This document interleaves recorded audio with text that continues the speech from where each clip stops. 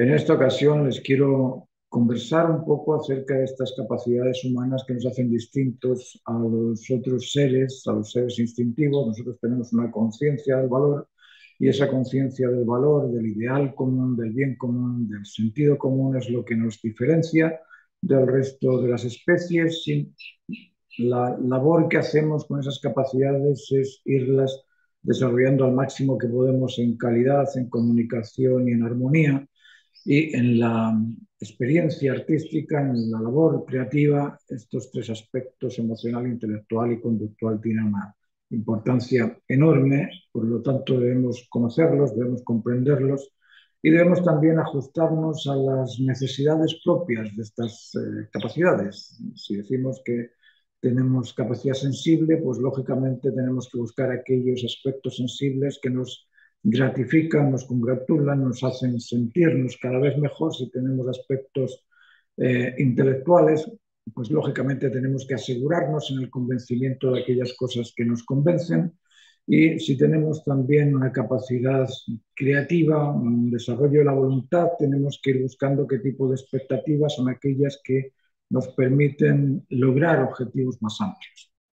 Sabemos que el artista se siente capaz de cualquier cosa, pero en realidad la naturaleza humana es muy reducida en sus capacidades fundamentales y al mismo tiempo es extensa incluso hasta lograr lo imposible en el desarrollo de las mismas.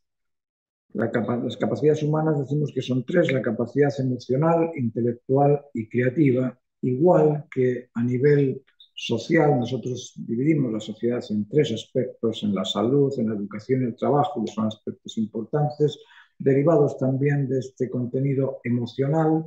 La salud no solamente es física, sino que tenemos una salud mental que va a depender de qué tipo de convencimiento, qué tipo de sensaciones, qué tipo de vínculos hemos establecido. La salud mental me refiero, y la salud física lógicamente va a depender de la alimentación, hidratación y cobijo, de aquello que le demos a nuestro cuerpo. En la educación lo mismo, tenemos un tipo de educación intelectual que va a tener que ver con aquel tipo de raciocinios justos, de aquellas razones que son por algo y para algo, y vamos a tener también cierto tipo de educación en el convencimiento y otro tipo de educación también en la convivencia, en cómo nos relacionamos unos con otros, de qué forma comemos, de qué forma nos vestimos, de qué forma actuamos unos con los otros. Y en el trabajo lo mismo, la labor creativa del trabajo pues va a derivar en aquellos tipos de proyectos que tengamos como expectación a disfrutar de su conquista.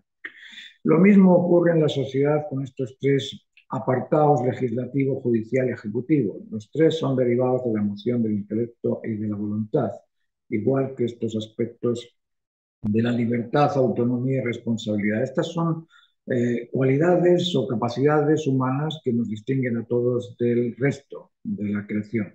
Luego tenemos emoción, intelecto y voluntad. Somos únicos en la creación, por lo tanto tenemos un montón de versiones de nosotros, de nuestra identidad humana.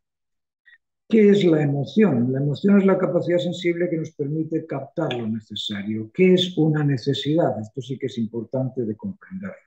¿Por qué? Porque nosotros estamos motivados por las necesidades tanto ambientales como las necesidades alimenticias, las necesidades de ejercicio y las necesidades comunes a todos constantemente. La vida no es nada más que un ir solucionando, satisfaciendo o realizando algo que ha sido declarado o sentido o creído necesario por el individuo. Luego, la necesidad es una imperiosa sensación o obligación a cumplir con un deber exigido o esperado. Y sabemos que todo acto se debe a la razón que lo declara y justifica necesario, donde se deduce que toda necesidad se debe a la expectación que espera ser y sentirse satisfecha.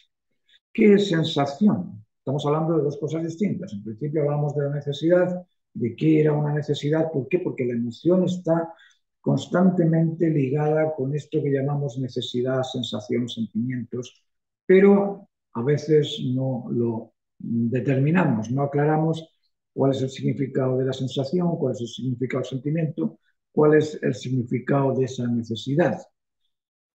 Aquí sabemos ahora que la necesidad es una imperiosa sensación, obligación a cumplir algo, y que la sensación es una reacción emocional particular al estado de carencia o exceso de lo normal. Es decir, Cuando uno se siente bien, normal, en un estado tranquilo, seguro, y te preguntan cómo estás, la respuesta es muy simple. Bien.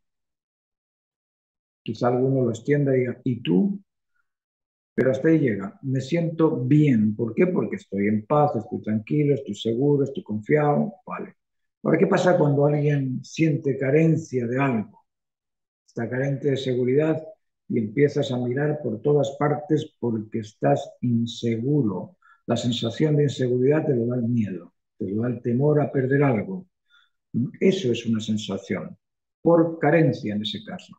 La transpiración es una sensación por exceso de calor. Luego la sensación es un exceso, una carencia de lo normal y viene dada por el aspecto o por el ambiente exterior o también por el criterio particular de cada uno. Es decir, las fobias son aspectos internos de cada uno y por eso no hacen lo que quieren hacer o pueden hacer, no pueden hacerlo porque la fobia se lo impide, pero la fobia es simplemente un miedo interno particular de cada uno. Pero el miedo puede venir o bien por esa idealización mental o bien por una situación externa del ambiente.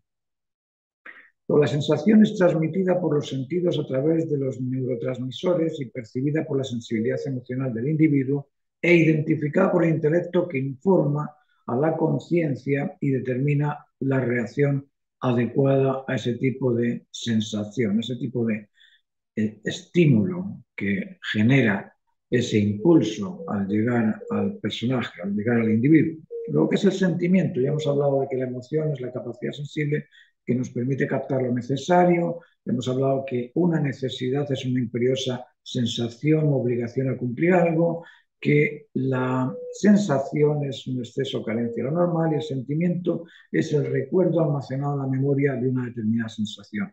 Eso es el sentimiento. Yo, como os decía, he sentido el terremoto, uno de los más grandes terremotos que ha sufrido la historia, conocidos al menos, y claro, cuando trataba de compartir la experiencia del terremoto con mi hermano que está en España, era imposible porque él no tuvo la misma sensación. Todos los sentimientos se pueden enviar o se pueden de alguna forma compartir con alguien que haya tenido la misma sensación. Si ese alguien no ha tenido la misma sensación que tú, el sentimiento no lo puedes compartir. Yo no puedo compartir el sentimiento en el embarazo porque nunca está embarazado y no creo que pueda estar nunca embarazado. Luego los sentimientos se transmiten de esa manera. Los sentimientos solo son transmitidos y recibidos por quienes han experimentado la misma sensación que se transmite. Tenemos que estar claros con eso porque las sensaciones, las emociones, los sentimientos, la necesidad y todas estas cosas son particularmente precisas cuando se comprenden y son una cosa amorfa, subjetiva y abstracta cuando no se conocen. ¿Cómo se desarrolla la sensibilidad? Bueno, si la sensibilidad es la capacidad de sentir, para desarrollarla es necesario ampliar el radio de las sensaciones y de los sentimientos. Es decir, si yo he pasado toda mi vida encerrado en una jaula y no he salido de ahí, pues difícilmente puedo compartir con alguien la sensación de libertad. O difícilmente puedo compartir con alguien la sensación del viajar. Si no he podido viajar, está todo el tiempo en una jaula, pero sí puedo compartir con el otro que esté en otra jaula paralela.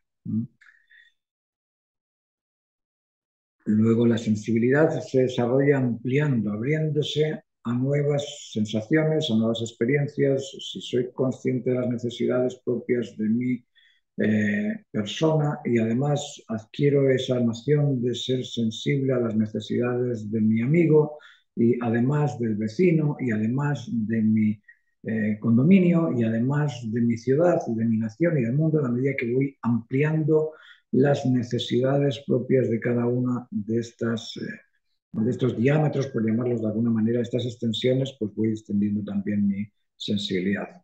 Existen sensaciones propias y sentimientos asociados con el ambiente o con los demás, la empatía, la compasión, la piedad, la caridad, la comprensión, el afecto, la atención, son actitudes que permiten engrandecer la sensibilidad. Y por sobre todo el aprecio. Apreciar es dar o recibir el valor del observado. Valor o apreciar lo observado permite ensanchar la sensibilidad. Eso es importante, el apreciar las cosas. Apreciar aquello que tienes, apreciar aquello que te entregan, apreciar aquel que te llega. Ser sensible no necesariamente es ser sensiblero. El sensiblero es un incontinente emocional. Es aquel que se cede a las sensaciones, se entrega a las sensaciones. ¡Ay, qué calor! ¡Ay, qué frío! ¡Ay, que me falta! ¡Ay, que no tengo! ¡Ay, que tengo! ¡Ay, que! ¡Ay, que! ¡Ay, que! Ese tipo de personaje es un sensiblero. El sensible es aquel que reconoce y capta las máximas necesidades válidas para todo y en la medida que va captando esas necesidades y las va resolviendo, se va haciendo cada vez más notoria su sensibilidad. El sensiblero es el incapaz de controlar las sensaciones y el sensible es aquel que capta la sensación y resuelve, la satisface. La máxima necesidad se deriva del establecimiento máximo del respeto, confianza y bienestar intrafamiliar, en una familia de miembros vinculados en el afecto, en la confianza y en el respeto se siente esa atracción. Se siente esa atracción, se siente ese convencimiento y se siente ese bienestar. Por eso decimos que la sensibilidad es muy importante ponerla al servicio del entorno inmediato en el que estás, que es tu núcleo familiar, y después del entorno social. En el núcleo familiar respetuoso, confiado y vinculado se siente la fidelidad, la seguridad, la motivación, ampliar la integridad de esos participantes, lógico. Y para eso necesitamos el hacer carrera, el ser capaces de empezar con lo poco e ir aumentando cada día en el proceso hasta llegar a lo máximo. Eso es lo que tenemos que hacer en nuestra trayectoria del desarrollo de las capacidades. Tenemos un intelecto. ¿Y qué es el intelecto? La capacidad humana que nos permite reconocer el juicio justo. ¿Qué es el juicio justo? Es la razón que justifica el origen y la finalidad de una existencia. Decíamos antes que todo acto se debe a la razón que lo justifica necesario y esa razón es por algo y para algo. Luego el juicio justo es la razón que justifica ese por algo y ese para algo. Todo acto se debe a la razón que lo declara necesario. Necesario es todo aquello que espera ser satisfecho. Eso es lo necesario, aquello que espera ser satisfecho. Luego existen satisfacciones inmediatas a necesidades inmediatas y satisfacciones globales a necesidades globales. La verdadera razón es aquella que justifica la necesidad de una existencia particular en el entorno global. En la naturaleza existen información, el por y el para de una acto de existencia y criterio evaluativo. Esas dos cosas existen, información y criterio. El criterio y la información, cuando coinciden, convencen. Se establece la verdad. Pero cuando no coinciden, no convencen. Se establece la duda. De la evaluación de la información se obtiene el conocimiento. Conocimiento es el producto de inducir, deducir o discernir información. Criterio es la suma de sentimientos, conocimientos o experiencia almacenados en la memoria del individuo. Eso es el criterio, la suma de experiencias, conocimientos y sentimientos que hemos depositado en la memoria y que nos sirven después como elemento para juzgar, como recursos necesarios para juzgar si una cosa es o no es. El intelecto evalúa en base al criterio del individuo que juzga una realidad. El juicio justo es el que se ajusta al sentido común. ¿Pero qué es el sentido común? El sentido común es el conocimiento de lo pleno, de lo justo, de lo completo. Si os fijáis, el sentido común no es el sentido social, el sentido del grupo religioso, grupo político, grupo filosófico. Ese es el sentido del grupo, es un sentido del partido. Por eso se llama partido, porque no está entero. El sentido común está entero. El sentido común es las normas, o es el conjunto de normas naturales que nos obliga a tener que responder a esas normas y normalizarnos en ellas. Eso es el sentido común. El sentido de la conectividad. Todo, absolutamente todo existe conectado. Yo no me puedo desconectar, no puedo saltar de aquí y quedarme en el espacio flotando. Incluso en el espacio estaría por alguna razón en contacto con algo, con algún tipo de energía que exista. Luego, la conectividad es una obligación natural. La dualidad complementaria es una obligación natural. Yo no puedo existir sin el complemento alimenticio, sin el complemento hidratante, sin el complemento del aire, de la respiración. Es decir, el sentido común es el sentido de lo pleno, lo justo, lo completo. Es el tipo de evaluación que se realiza desde la calificación de genio, de sabio, de íntegro humano. Es el sentido del experto, del justo, del natural, normal. Es el sentido común. El sentido común se ve reflejado en el núcleo gestor familiar. En ese núcleo gestor familiar nosotros vemos ese sentido común entre el criterio del niño, del padre, de la madre, del niño, del padre, en ese grupo asociado en la vinculación, en la confianza, en el respeto mutuo, podemos decir que existe el sentido común. Ese sentido común que parte de la familia se extiende después a la sociedad y de ahí al cosmos, al mundo. El sentido común no es el común de los sentidos, como os decía, no es el sentido político, económico, intelectual. El sentido común es la suma de valores de plenitud, justicia y cumplimiento del máximo deber válido para todo. Por lo tanto, ese sentido común aún no es encarnado en ningún individuo, todavía no lo tenemos.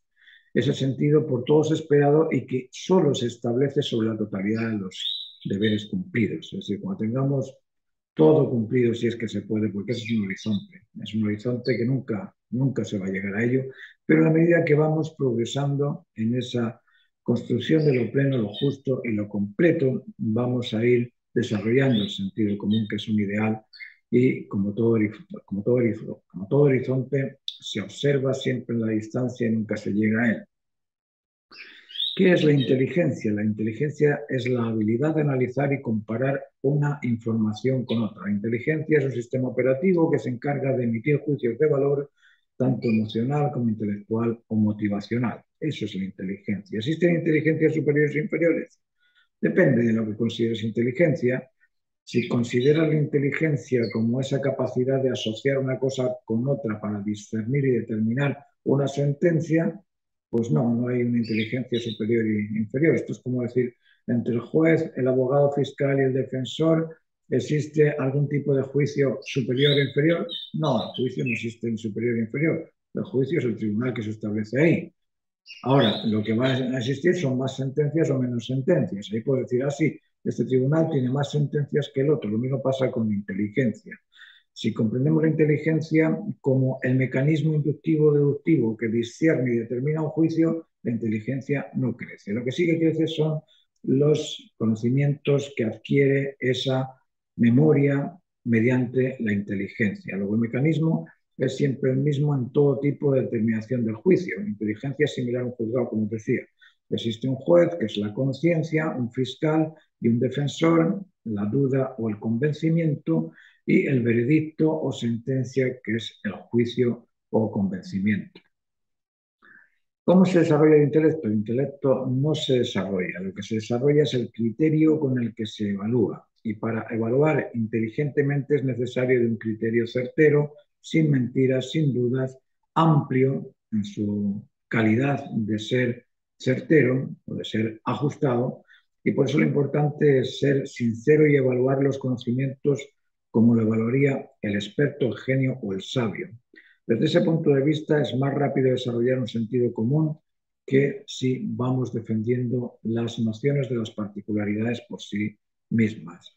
El escepticismo o las actitudes desintegradoras o la duda en sí lo que hace es dejar al intelecto inoperante. Y además, lógicamente, las mentiras son destructores de la inteligencia. Vamos a hablar de la voluntad. La voluntad es la capacidad humana que nos motiva a cumplir con el deber. La voluntad es motivada por la expectación a disfrutar de un bien o un beneficio. La expectación a disfrutar del beneficio de la conquista imprime en el conquistador la pasión por conseguirla. Es decir, todo aquello que motiva nuestra voluntad es la expectación a disfrutar algo. La expectación a disfrutar de un bien, la expectación a recibir el conocimiento certero, la expectación a ser satisfecho, esa expectación nos motiva. El desarrollo de la voluntad se basa en eso, se basa en las mayores expectativas, en los mayores deseos por conseguir cosas que nos beneficien cada vez más, y de ahí surge la voluntad. La voluntad se desarrolla con la eficacia. La eficiencia en el cumplimiento de lo necesario, de los máximos deberes válidos para todo, son el camino de desarrollo de la integridad humana. En ese desarrollo se precisa de la incondicionalidad ante el deber. El deber es siempre una necesidad inmediata a ser cumplida, resuelta o satisfecha. Quien la cumple se transforma en responsable y amerita respeto por su responsabilidad cumplida. Es decir, Si vemos que existe la necesidad de cumplir con un deber, el deber de protegernos porque va a haber una tormenta. Bueno, aquel que se protege y se compra un paraguas, hace una caja, se mete dentro de un cobijo, pues lógicamente va a resultar más responsable y va a meritar más respeto que aquel que nos deja en el agua. Respeto es la sensación que se deriva de la observación de un bien supremo. Esto también tenemos que comprenderlo bien. El respeto no es tolerar a cualquiera, ni tolerar cualquier cosa. El respeto es una sensación que se produce o se deriva de un bien supremo. Uno respeta, ¡oh, qué elefante tan grande! ¡Oh, qué capilla Sistina tan enorme! ¡Uy, qué sagrada familia! ¿Quién lo hizo? ¿Cómo hizo esto? ¡Oh! Ese tipo de sensación es de respeto. Y cuando uno respeta a alguien, como que se retrae del acusarlo, reclamarlo, rechazarlo. Pero cuando no respetas, lo acusas, lo rechazas, lo reclamas. ¿Por qué? Porque no tienes respeto por él. No existe esa sensación de que lo que el otro te ofrece o lo que estás viendo no amerita ese bien superior al que tú tienes y por eso no se respeta. El respeto va de abajo para arriba, no es de arriba para abajo. De arriba para abajo sí, tú puedes tener algún tipo de responsabilidad. La responsabilidad es de arriba para abajo, pero de abajo para arriba es el respeto. Eso tenéis que saberlo en cuanto a la estructura base, 4 posiciones, pero si no lo sabéis, hay una charla sobre ello que podemos ver más adelante. Quien responda al cumplimiento del máximo deber necesario se transforma en respetable por haber satisfecho y cumplido con ese bien supremo. Luego, las capacidades. Bueno, la capacidad es un potencial inherente. Las habilidades son el resultado manifiesto de la capacidad. De eso nos vamos a tratar en la próxima charla. Os dejo hasta aquí. Espero que os haya resultado interesante y cualquier duda que tengáis con respecto a estas cosas las podéis comentar. Nosotros tenemos clases online, clases particulares, clases en grupo. Y en estas clases lo que trato es de ir, por un lado, enseñando los procedimientos técnicos del dibujo y la pintura y por otro lado también enseñando un poco el desarrollo de esas capacidades sensibles, cognitivas y productivas que facilitan el camino de la consecución de un arte de calidad, de un arte comunicativo y de un arte también de armonía. Muchas gracias.